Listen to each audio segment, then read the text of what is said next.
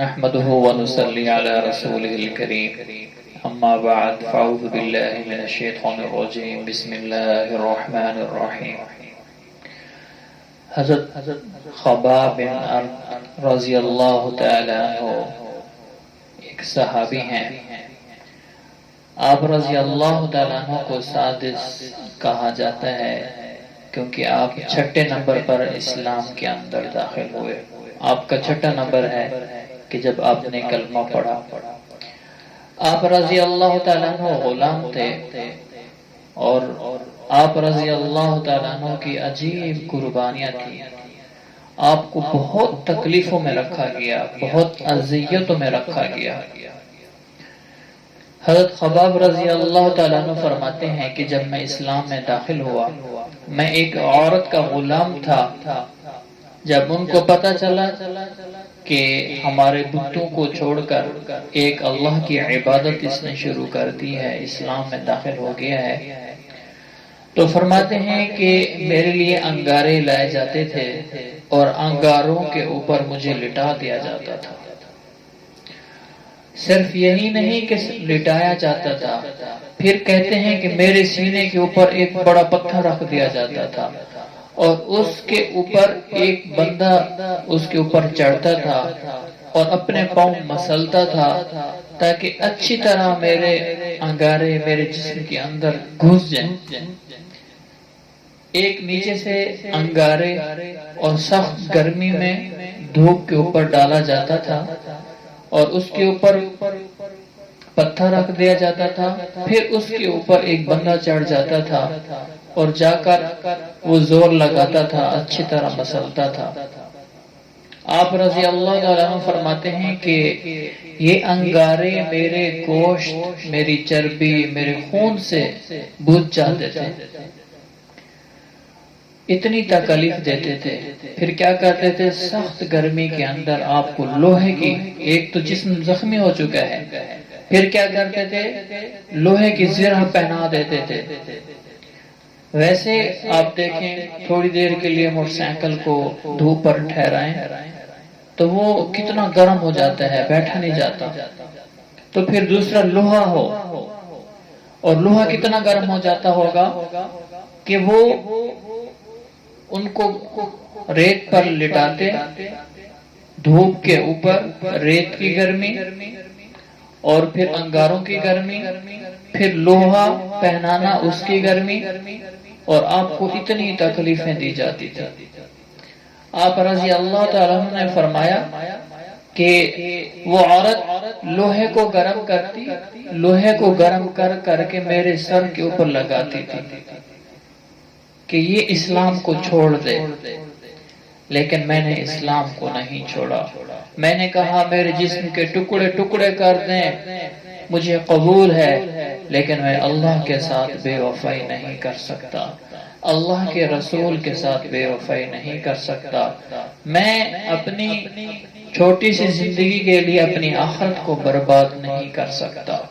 تو میرے عزیزو، اس میں ہمارے لیے سبق ہے کہ صحابہ کرام رضی اللہ تعالی عنہ اجمعین نے دین کی خاطر کتنی تکلیفیں برداشت کی، کتنی مشقتیں برداشت کی، کتنا آپ کو ستایا گیا۔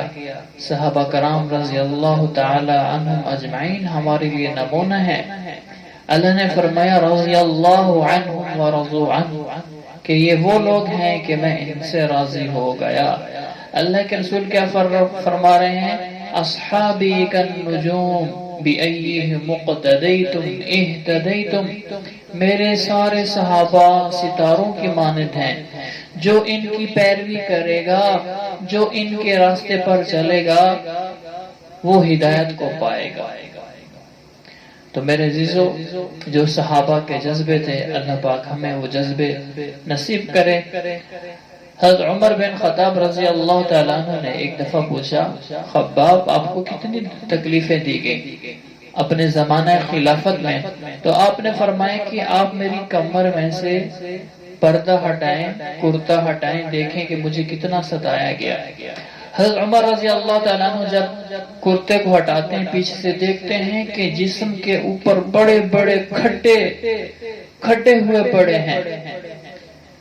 آپ نے دیکھا، فرمایا کہ آج تک میں نے ایسی کسی کی کمر دیکھی ہی نہیں ہے. تو آپ رضی اللہ تعالیٰ عنہ نے فرمایا، پھر اپنی ساری باتیں بتلائیں کہ مجھے انگاروں پر سلایا جاتا تھا، میری چربی اور میرے خون اور میرے گوشت سے انگارے بجھا کرتے تھے. آپ رضی اللہ تعالیٰ عنہ نے بڑی تکلیفیں برداشت کی، بڑی مشقتیں برداشت کی، اور سارے غزوات کے اندر آپ صلی اللہ علیہ وسلم کے ساتھ شریک رہے، مدینہ منورہ کی طرف ہجرت کی. پھر جب اللہ رب العزت نے کیسر و کسریٰ، روم اور فارس کی سلطنت کے بادشاہوں کے مال، بادشاہت ان کے قدموں میں، صحابہ کے قدموں میں گرائی، اتنا مال تھا. صحابہ فرماتے ہیں کہ مسجد نبوی کے اندر جب ہم دینار پھینکے، بادشاہوں کے خزانے پھینکے، ان کے تاج، ان کے ہیرے جواہرات پھینکے، اگر ایک طرف اونٹ پر بیٹھ جاتا تھا شخص، اونٹ پر بیٹھ کر دوسری طرف اونٹ پر کوئی بیٹھ جاتا تو اگلا آدمی نظر نہیں آتا تھا. پھر اللہ پاک نے ایسی فتوحات عطا فرمائی. تو آپ رضی اللہ تعالیٰ عنہ، حضرت خباب رضی اللہ تعالیٰ عنہ رویا کرتے تھے، بہت رویا کرتے تھے. کس وجہ سے؟ اللہ نے ہمیں مال دے دیا؟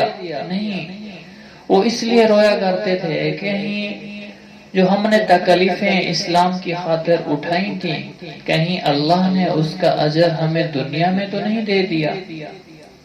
یہ بات سمجھنے کی ہے. اگر نیکی کرتے ہوئے اگر اللہ کی طرف سے مددیں آنا شروع ہو جائیں تو ہم خوش ہوتے ہیں، ہماری عورتیں خوش ہوتی ہیں.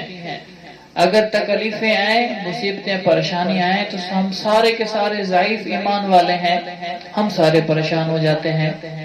اللہ سے عافیت مانگنی چاہیے، تکلیفیں، مصیبتیں، پریشانیاں نہیں مانگنی چاہیے. اللہ کے رسول صلی اللہ علیہ وسلم نے ہمیں بتلایا ہے کہ آپ اللہ سے عافیت، آسانی مانگا کریں. لیکن آپ رضی اللہ تعالیٰ عنہ نے جب اتنا مال دیکھا اور فرمایا کہ کہیں ایسا تو نہیں ہے کہ ہماری نیکیوں کا بدلہ اللہ دنیا میں دے رہا ہو. ہمیں دنیا نہیں چاہیے، ہمیں آخرت چاہیے، ہمیں آخرت چاہیے، ہمیں آخرت چاہیے. آپ رضی اللہ تعالیٰ عنہ بیمار ہوئے، بیماری کی وجہ سے آپ کا علاج کیا گیا. آپ رضی اللہ تعالیٰ عنہ مزید بیمار ہو گئے، موت کا وقت قریب ہو گیا. تو آپ کے لیے کفن لایا گیا عمدہ. تو آپ رضی اللہ تعالیٰ عنہ نے جب کفن دیکھا تو رونے لگ گئے اور کہا کہ ایک وہ وقت تھا، سید حمزہ رضی اللہ تعالیٰ عنہ آپ صلی اللہ علیہ وسلم کے چچا ہیں، آپ کے لیے جب شہید ہوتے ہیں تو آپ کے لیے کفن لایا جاتا ہے. ایک چادر ہوتی ہے، اگر پاؤں کی طرف کرتے ہیں تو سر کھل جاتا ہے، سر کی طرف کرتے ہیں تو پاؤں کھل جاتے ہیں. تو اللہ کے رسول صلی اللہ علیہ وسلم نے فرمایا چادر کو سر کی طرف کر دو اور پاؤں پر اذخر کے پتے ڈال دو.